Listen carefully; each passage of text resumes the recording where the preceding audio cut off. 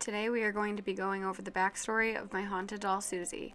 I promised myself I would not tell her story until I had some kind of resolution for her, and I am very proud and excited to share that I do, so I feel comfortable telling it now. Susie's original bio shared that she was a sad but creepy spirit that they had been trying to help for about 7 or 8 years. They were contacted by a woman in Chicago who had found her vessel in a rental property, just kind of abandoned like trash. She thought the doll was cute and took her home. Susie was a very troubled spirit. She had a very horrific death, and so many things were left undone for her. She didn't feel like she got any kind of justice at all, and she really didn't. Her killer was eventually caught, but he claimed that he had accidentally hit her with his car, and he was sentenced for manslaughter and things like that. But the problem is that is not how it went down at all. Susie had been walking home from a friend's house and it was snowing. A man in a Cadillac pulled over. She actually recognized him. He offered her a ride home and she took it. She knew the guy. He was always working on his car in the driveway, just a block or so away from her house. She knew that her parents had spoken to him, so she thought it was safe. She was only 11, and she was very grown up according to her parents. Susie got in the car and was immediately subdued with some sort of chemical smell. She woke up bound in a garage while this man did unspeakable things to her. It got worse and worse until she was actually praying for her death. She was only 11.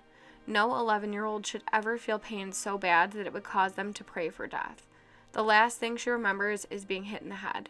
The worst part was, she knew she was just about a block away from her house, but she never made it there. Her teeth and bones were found in the fire pit next to his garage. Her body was shoved into a barrel and burned in the incinerator.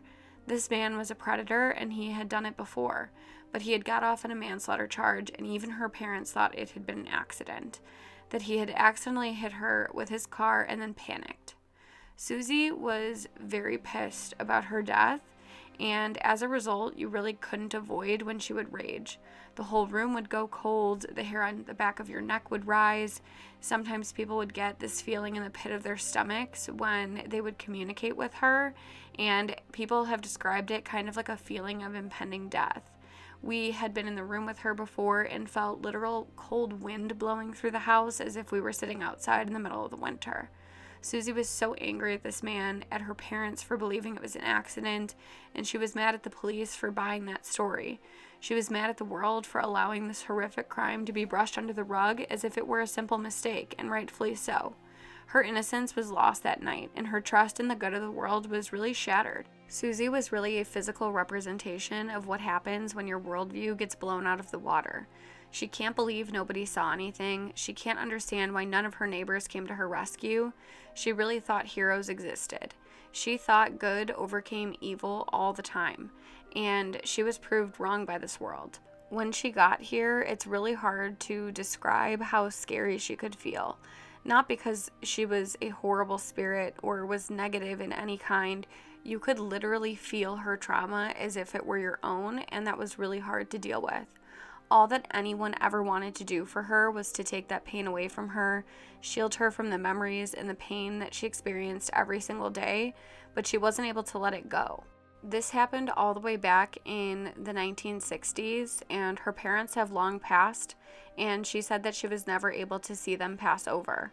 It was thought that she had created an energy force field around her, like an egregore, which is a self-sustaining vortex of trauma that would trap her in her loop.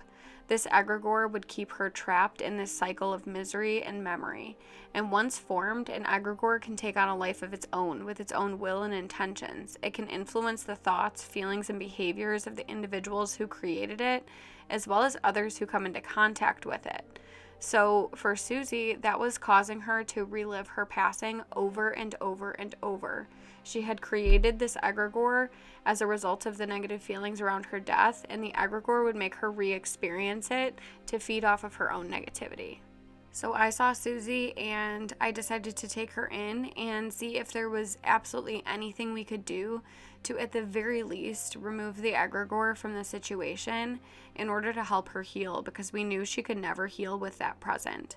With the help of a couple of our friends, we were actually able to remove the egregore from Susie, and as a result, Susie is still sad, but she is healing and she's happier. She's seeing joy. She's getting to experience fun. And while there are still waves of difficulty that pass through and she sometimes just gets terrified, she is getting glimpses of some joy back in her afterlife, and that is more than we could have ever imagined for her. In the past, Susie was very active. When she would get upset, she would slam doors, turn the house dead cold, blow wind in the home. She has blown out light bulbs when she was really upset, and she could get right under your skin and make you feel her experiences in a way that was very frightening for people. Susie no longer does any of those things.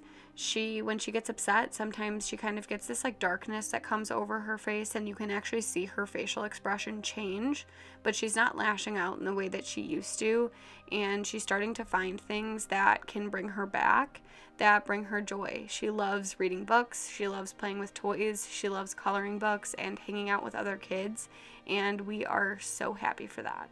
The fact that I'm able to even tell her story shows how far she has come, as in the past she didn't want it told, she didn't want to hear about it, she didn't want any reminders, and when I asked her if she felt like she was ready, she shared that she was, and I'm so proud of her for that. I really feel like Susie's opportunity for growth is still quite large, and I'm really excited to see where this journey takes us. Thank you for taking the time to learn about Susie, and subscribe for more haunted doll content.